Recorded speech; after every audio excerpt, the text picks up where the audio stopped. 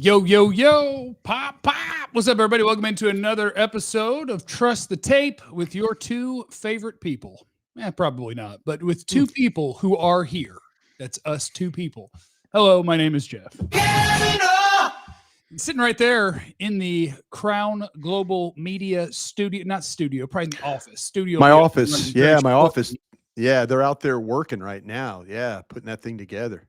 Keep it locked in on Crown Global Media on YouTube, and you'll be ready. With Bryan Broaddus out there, and he's got his Vach Lombardi merch. Oh yeah, out of. How about this? Yeah, I got my Vach. Appreciate this. I got my it's my pint glass, Salt and Pepper Lounge, Salt and Pepper Lounge with logo on back. The Vach logo on back. See the face, the silhouette. God, and then man, he brought me. I paid for those two things. I bought two of those. But man, he brought me this. How about this bad boy? This little short little guy you drink. And then again, it's got the logo on the back. And I think if you go on Vach's YouTube page, you could grab that. I think it's Shop Vach or Vach Shop or something like that. And I'm sure you'd appreciate it. But yeah, he's outside doing some work. He's working on the 86-inch touchscreen that we have that we're breaking down plays on. So my God. My God, you guys got the whole freaking deal going. The whole deal. 4 cameras we hooked up last night. That's awesome. So Jeff, I'm looking forward to having you by and doing some work.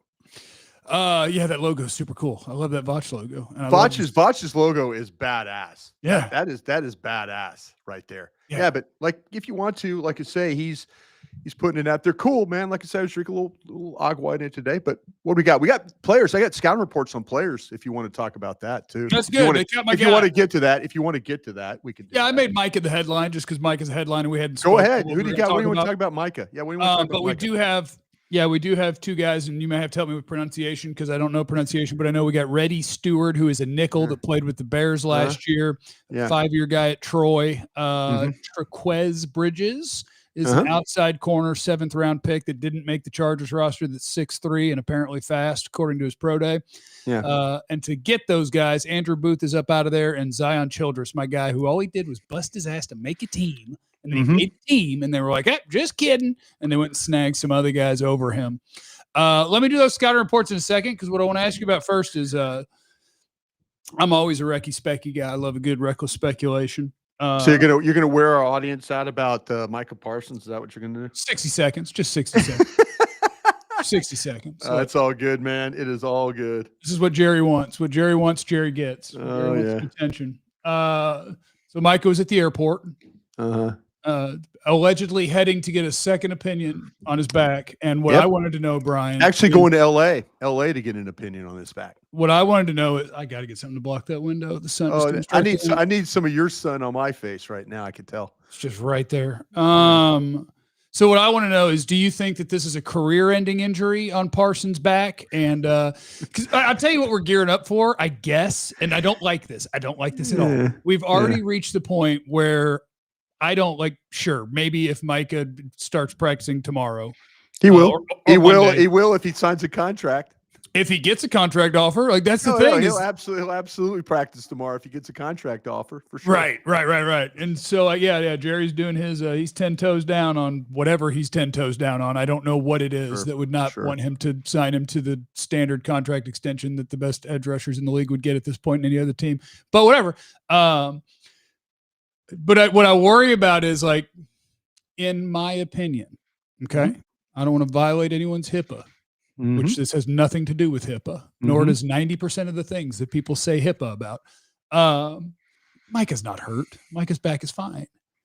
But the fact that you would go get a second opinion is really stepping the game up. Oh, yeah. And making your bluff even harder, where it's like, you can have a clean MRI, but backs are weird. All I have to do is be like, I can't, I just really can't. So now I'm not holding out. I can't play because I'm hurt. I'm here. Yeah. You can't hold my game check. I'm here. I'm just too hurt to play. So I do think that we're up in the ante a little bit, and this one feels considerably different than Dak and CD, and I'm no longer totally I'm fairly confident there's not going to be an extension. It's just a matter of, is Micah really going to and try to force it in season? Or are we actually going to get to the point where it's like, oh, yeah, I guess it's time to show up and play? And I don't know now. I don't know. I initially thought you will get to week 1 and he might not practice at all. But now it's game check time, and I'm here, and I need my game check. Thank you. Yeah. But if he's going to go with my back hurts, but I'm here, you can't find me. I'm here. I'm hurt. Like, boy, we're really cranking up now. We are cranking up. I think Micah's football sad. I think Micah is body language and distancing from things. I think he's football sad. And I think he's football sad because he feels like that he probably did something wrong trying to negotiate with Jerry. Yeah. Now, Jerry's at fault here too. Jerry's at fault. I'm not saying it's all on the player. Jerry saw an opportunity. He took it. That's what business people do. Micah, this proud guy, went toe-to-toe with a guy and went out over his skis a little bit. So now he's football sad because he put himself in a bad spot and he put his agent in a bad spot. Okay, how do you rally from this? How do you figure it out from that? The stuff, the trade rumors and all that, we'll see. Everybody's talking about Green Bay and stuff like that. The interesting thing about Green Bay, and I have a history in Green Bay, and what I know about Green Bay is that Bryan Broaddus, the general manager there, has 2 years left on his deal. Okay, as the head coach does. They have a brand new president and CEO, a guy named Ed Policy, who took over from Mark Murphy just this last July. Policy has come out and said, I am not interested in talking about extensions or anything. He's not going to let guys be lame duck, but he's not, with 2 years left on their deals. There's a little bit of sense of urgency there in Green Bay with a brand new president and CEO of the team. So if you're Bryan Broaddus, you're looking at this like, my division's getting better. Packers, Bears, Lions. Vikings, Bears, Lions. Getting better. I need to keep up. I need to find a way to keep up. Adding Micah Parsons. They've got a couple of edge rushers with Gary and Van Ness and those guys that, they probably need a little bit. I think they like Gary a little bit more than Van Ness. They keep talking Van Ness up like he's going to be something great. But Micah Parsons is a difference maker. Okay. And if you're a team that's looking to keep job, if you trade 2 ones and it doesn't work out, well, that's somebody else's problem. Right. That's not my problem anymore. That's somebody else's problem. So I think there's a sense of urgency in Green Bay. Ted Thompson, who I used to work with in Green Bay, would have never done a deal like this. Would have never thought about a deal like this. I think Bryan Broaddus is a little bit different up there. And so that's what I know about Green Bay's situation. Now, Dallas, we'll see what Dallas does. How will Dallas respond to this? Will Dallas say, okay, well, we're done. We're done here. We're going to, I do think this. I think this, with all this Green Bay stuff, I think Micah, to be honest with you, I don't think he'd want anything to do with Green Bay. And I mean this in respect to Green Bay. It's a football place. Winning is important and all that up there. It's about football up there. I spent 5 years of my life up there. It's about football. It's not about anything else. But Micah's a little bit different. Micah is a worldly guy. Micah sees the big picture, what happens after football. And so he's very interested in his brand. And does your brand suffer by going to Green Bay? That's the decision that everybody has to make right now. I think Micah Parsons would love to stay in Dallas. Diggs has even talked about him staying in Dallas. So, we'll see how this plays. It's really, really messy right now. And I told myself I wouldn't really, really, really get involved in it until he started missing game checks. And when that happened, then I'm like, okay, we got to get something done here. And I think that's where opinion on your back. Doesn't that sound like a setup for not missing game checks? I'm hurt. Oh no, absolutely. Absolutely. And if you go back and you look at it, and we've talked 9 minutes now about this. But I'm thinking, look what a David Mulligetta, you can look at a David Mulligetta client, Jalen Ramsey, and go back and Google exit from Miami. Look at that. Or excuse me, exit from Jacksonville, I believe is what it was. And look how that played out. And that was a back, sickness, all kinds of things that were got a blueprint here of what we need to do, So it's unfortunate for everybody. It's unfortunate for the Cowboys because what's happening is Dallas got some great news on Diggs. Dallas got great news on Diggs. They're looking at Diggs right now is, he's trying to ramp up to play in week 1, but more likely in week 2 because they're trying to get him to 8 weeks of conditioning. And the week 2 would be the 8th week. So they're really, really mindful of that eighth week. But they got good news on Diggs. I mean, we were all thinking Diggs is October, November, something like that. Yeah. No, they got great news because then it could be Diggs, it could be Elam, and it could be Bland. That's a lot better than what they potentially were going to go into. So it's unfortunate that they don't have Parsons signed to help with the good news of Diggs being around the corner to make this defense somewhat better. Yeah, and it's really hard for me to wrap my head around it because I don't think there's a scenario in the NFL where at this point you don't just call the player's representation and work out the contract extension. Yeah. So I feel like it's just the fact of the way it went to this point, and we're just living in Jerry Butthurt land where it's like, no, I won't because, and it's like, well, that's how it works. You call the agent, you work out the contract, and then we go play football. And instead you're going to just be so, I mean, if you've seen the documentary, it's the Micah should be loyal to me. We talked and we did it and I winked at him. We should be loyal now. And he should, and it's just like, well, right. But that's not how we do this. The way we do this is we call the agent, we work out the contract and we get it done. And could you get so butthurt that your attempted end around didn't work that now instead of keeping one of the best players in the National Football League, you would actually consider trading him out of your own sense of you hurt my feelings as opposed to let's go win at football, like just for fun, make it Green Bay. Cool. Green Bay adds Micah Parsons because Jerry's butthurt. So now they have a premier pass rusher in the league. They probably win 11, 12 games a year for a couple of years. And congrats. You got the 27th pick one year, and the 28th pick one year. No question. You got Ezeraku and Tyler Guyton for Micah Parsons. That's not how this works, dude. Yeah. Sign your best player. Stop being so sensitive. But you're 82, man. Call the guy who does the contract and do the contract. Yeah. It's not supposed to be this hard, man. Even call him and be like, look, here's the thing. I hate Micah right now. Micah's an idiot. He came in my office and we had a deal and I'm pissed. And David's gonna be like, yeah, I get it. That sucks, man. But I do his contract. So like, what do we want to do? Like, it's not hard. Why are people so bitter and weird and standoffish? I don't know. Yeah. The thing that's and you're absolutely right with everything that you're saying about the whole thing. This seems like a very odd one though. We are very critical of them though for being the caveman, aren't we? Yeah, and that's fine. But like that's fine. But what are you gonna do you blame them for trying to maybe turn the fortunes back? That maybe they get the player to cave. Maybe the player is so football sad right now that he's looking for security.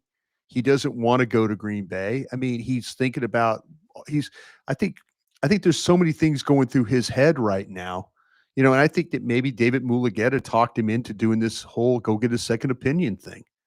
I'd imagine, yeah. No, you know what? You're right. I have. We call. I mean, it sounds like I'm defending the organization. I'm just saying. But that's okay. But I'm just saying though, we call them the cavemen. Yeah. We do. We call them the caveman every day. And we say, why can't they get a contract done? Why is it always the highest contract? Why do they always wait to the last minute? I mean, we are on their ass constantly about that. Yeah. And here, and a lot of this, I think, Jeff, is there's people within the organization that think that signing Micah Parsons is a terrible idea. And Jerry Jones listens to a lot of people. And trade him 12 months ago. If you thought you were headed here, you should have traded There's him no 12 question. months ago. There's no question. There's no question about that. There's no question. And they dug in.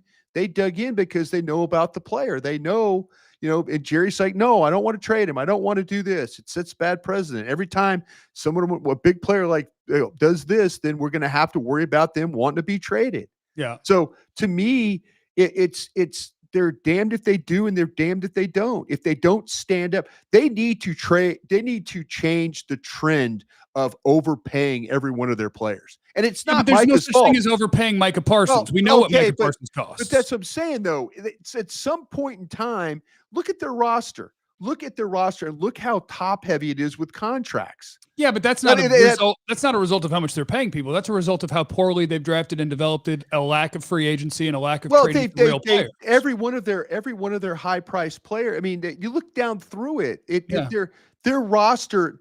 If you look at how the guys are paid and they have no money, but it's all like 3-4 guys. But Philly has more highly paid guys than you do and adds good players. The Cowboys just do this so conservatively. They're so scared. It's so weird. It's a different way of operating because the general manager's not going to get fired. I know, and that sucks. See, that's what I'm saying. You pull for a team where you're one of the family teams. I know. You're the Browns in Cincinnati. I know. You're the Rooneys in Pittsburgh. You're these teams, the McCaskies in Chicago. I know. That's what you are. You're not Jeffrey Lurie. Jeffrey Lurie has done something that he sold part of his team so Howie Roseman can try and do some stuff. And it's about winning now. And it's about if you win, then you get more money and you could do more things. Stephen Jones told me point blank, if we would just win a damn Super Bowl, this thing would be incredible, the amount of money that we would have to do other things. I think there's things in the organization that, I think there's things that we don't know about. But we get on their ass, and I'm not defending them, but I'm just saying, as a media, we call them names for their inability to get stuff done. And then maybe when they try and say, listen, we're not going to pay a guy $40 million, but we'll pay him 37. We'll pay him 36. I mean, how it works. Negotiating on this. And now we're like, we'll just pay the guy.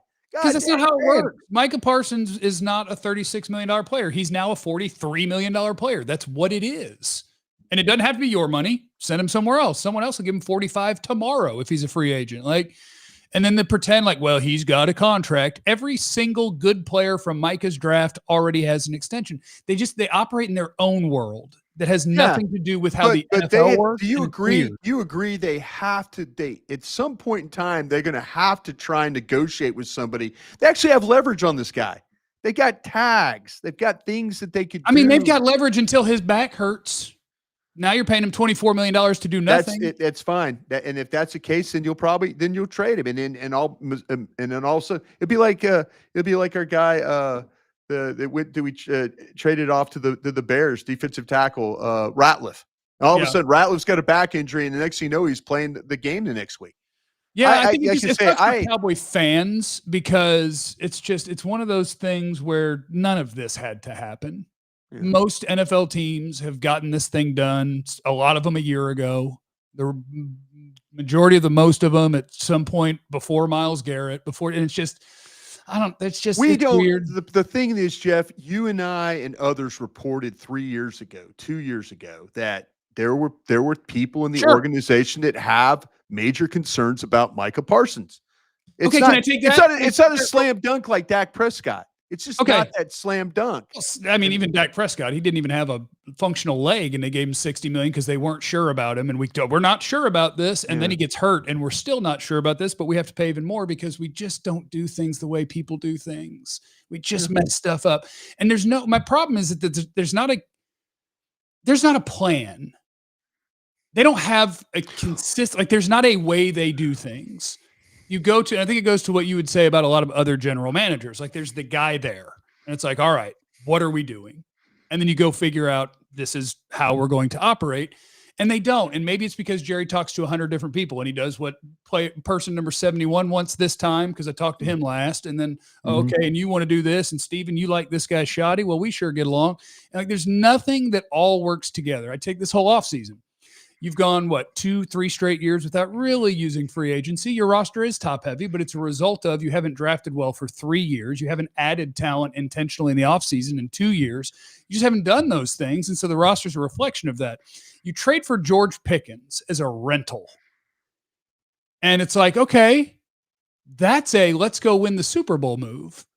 But if that's the plan, boy, we should probably make sure that our best pass rusher is going to be here. We should probably make an attempt to add a real life NFL defensive tackle, probably get a real life running back. Like, nothing of what they do is a very coherent plan of this is where we are. The idea of trading Micah Parsons, that's probably punting on the rest of Dak's career. Like, that's a rebuild, but you're doing it after you've locked in all the other cornerstones.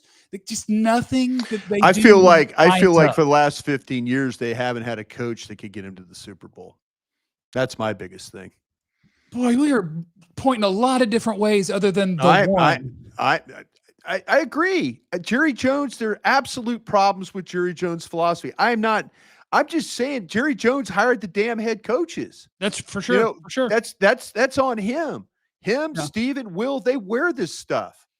They do. Yeah. For the last 15 years, you talk about wasting Dak's career, wasting Tony Romo's career. For sure. How about getting a damn head coach? How about getting a damn difference maker? Oh, I agree with that all along. 100%. I mean, we talked about this all along. We talked about this when they hired Shoddy. The 10 years of Jason fucking Garrett. Are you kidding me? Yeah. Come on, man. 5 years of Mike McCarthy that fucking was quitting at the end. I mean, come on, man. And then their coaching search involved trying to keep That's Mike what I'm saying. McCarthy. The general managers at blame. You're absolutely right about this. It's effed up from the jump. Which is why when we got the really good players, let's get them locked in and hope to God they can carry you somewhere. This I'm not saying against Shoddy. I'm not saying against anything against Shoddy, but I'll tell you this though. To me, I would have gone a little further with my searches. I would have gone a little further. I would have talked to Aaron Glenn. I would have talked to some other. I'm not talking about having to talk to Ben Johnson, people like that. But I would have had to search a little further than Shoddy coming in like, hey, if you want me as a coordinator, I'd be, oh, hey, you ever thought about being the head coach? No. So, even that, and this will go into documentary talk again. Like, I do think one of the best thing that ever happened, the reason they're worth $12 billion. They had a coach here since Bill Parcells. Well, but even had a coach here. Bill Parcells took the horseshit roster we had, and that's what a difference maker does. Yeah. That's what we got. Bill too late in life. That's our problem. Tom Coughlin went from Jacksonville to the Giants. That's a difference making coach. They win 4 games on the road in a playoff series to get into the Super Bowl and win it. That's what you got to have. You don't have that. You hadn't had that for 15 years. No, and the first time they had it, and I think this is part of what kind of dooms or has doomed for 30 years. Who knows what could happen? They could build one Super Bowl winning team. Let's go team. We're going to do it. Benny, you shut the fuck up too. You settle down too. I'm tired of these people. Yeah. Oh, Brian, get a little hot today. Well, I'm just saying, man. I mean, if we want to talk about this thing, let's talk about it. Well, he even got, I think what happened is like you were doomed literally since the year 1993 because Jerry was able to do it with hiring the guy he liked and his buddy, because the guy he liked and his buddy happened to be the best coach on the planet when he bought the team, and he brought that guy in. And it's like, it works. See, I can bring in the guy that I like, and then you just keep doing that same thing. And it's like, well, they ain't him, bro. Yeah, if you bring in the right head coach, a lot of this shit doesn't happen. Yeah. If you actually go through and do an exhaustive let's go. Now we're blaming Jerry. Let's go. Well, that's what I'm saying, though. You could blame it for the personnel hasn't been a problem. I sit there and talk to people around the league every day about this team. Every day. And they're sitting there and go, man, that roster's pretty good. They're a little deficient here, but man, pretty good. And then I have another guy ask me, do you guys practice down there at all? Do you guys do anything you practice? That's the Mike McCarthy shit. Yeah, because we don't want, we're trying to keep fuck. What are you doing? I'm just telling you, man. This team, it's Jerry's fault because you know what? They've never had the right guy since Bill Parcells, since he was here. You got to hire difference makers. You got to hire guys. This guy they have currently is a nice guy. I hope it works for him. I hope he's great. I would rather have his dad. His dad was a badass. His dad would not coach well today.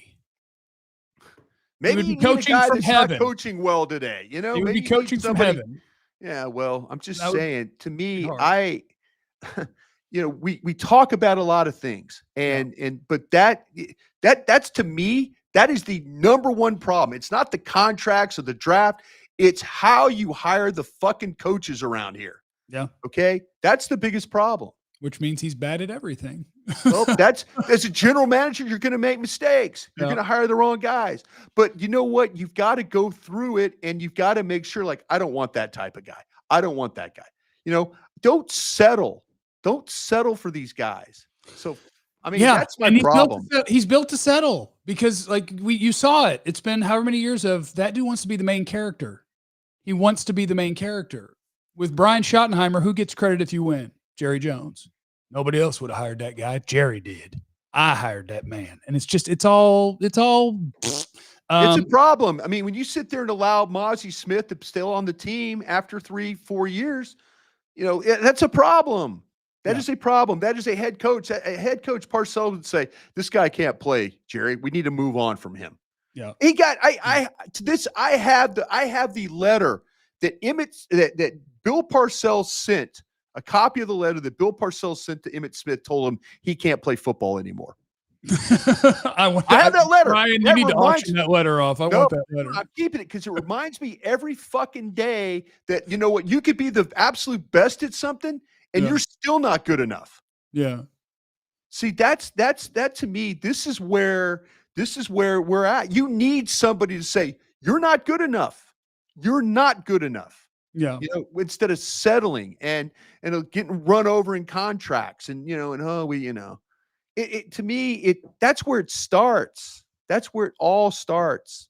Because you need somebody that can direct this thing and make everybody go that way and not just, whatever. All right, Brian, hit me with some quick thoughts. Trequez Bridges and Reddy Stewart, the Cowboys' newest players that cost my guy Zion Childress his spot, and Andrew Booth, who I think a lot of people were ready for that, but hell, he made some plays in the preseason. Did we get better?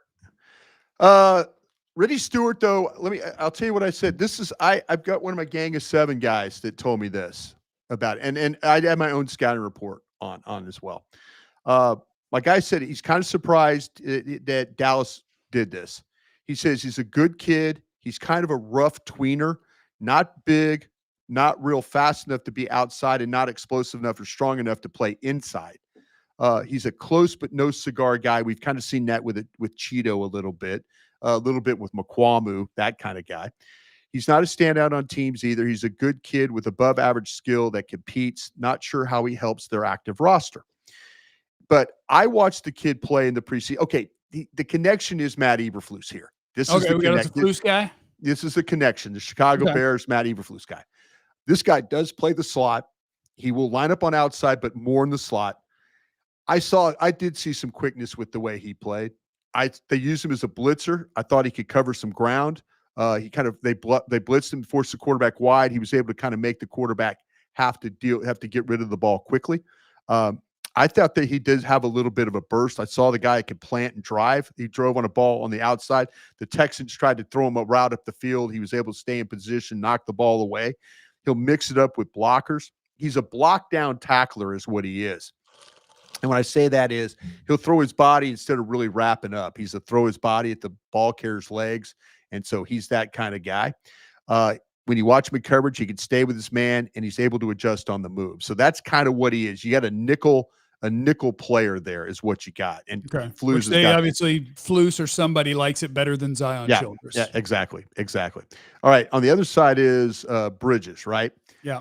This guy is a longer, rangier kind of a corner, kind of like the in the mold of what Will McClay always tries to get from his guys. This guy will come forward. He will tackle. He needs a little bit better body control. There's sometimes he comes flying forward and it just kind of misses, kind of goes off to the side. But he's not afraid of contact. He plays on both sides of the field. He's played left corner, right corner. He does a really good job of getting his hands on the receiver. So he's kind of a press man corner with length. Get on, adjust, run with. He's a longer stride guy, so he doesn't have like that quickness or that burst, but he's feisty. I like him in press man. He takes a little bit of time to close on the ball. We always talk about the click and close, where you pedal, click it, and then go. Takes him a little bit of time to do that. So I don't know how much zone coverage you really want to play with this guy. So, but we always know, Jeff, those long-legged guys, they're not quick. I'm so scared of them. Yeah, the long-legged guy always kind of makes you a little bit nervous. Remember when they brought in, was it Wright, Nashawn Wright? Right, Nashawn Wright. And I was just like, look, 6'3", 6'4", your legs are too long to be a corner. I know Richard Sherman pulled it off. Sauce Gardner's not short. Yeah. I'm just like, man, people change directions fast in this league. And if you're well, you have long, to. And that's what Stewart, I think Stewart is a little bit more because they play him inside. Now, we'll see. People are asking, did we get better? I would have moved on from Booth, no question. But Childers, I hope he gets back to the practice squad because I think there's some elements. I think Childers one day might be a good safety. I think he with his ability to play around the line of scrimmage, the fact that he could cover, I think that's a good thing. He's a little bit kind of a thicker guy. Maybe you could have a safety out of this guy that could actually cover tight ends, play down the slot, play in the run. I would hope that maybe they bring him back on the practice squad. But Booth, I could absolutely move on from if I had to. All right, Brian, you go wash that mouth out. And I apologize for getting you worked up. I apologize for being too. Cheers. I'm Cheers.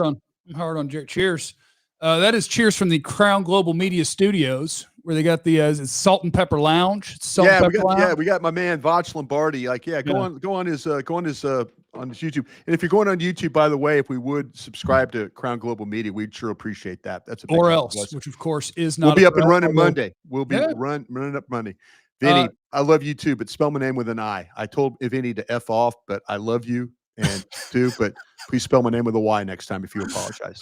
Thank you for Alec in the super chat. Would you trade Micah now if it left the tag for George Pickens? Micah's more important than George Pickens. But also I love George Pickens though. I hope they keep George Pickens. I hope so. I love George Pickens. And thank you. Did I tell you KG in the super chat? He just sent him 20 in early. Appreciate it. Oh, all right, everybody. Thank you, Brian. Crown Global Media. Get on the YouTube. Follow Voch Lombardi too. He's somewhere in the background hanging out over there doing studio stuff. And then, check me out today on the DLLS Cowboys podcast here at about 11 o'clock. And remember, you have no idea what anybody's going through. Be cool, everybody. We love you. Be easy.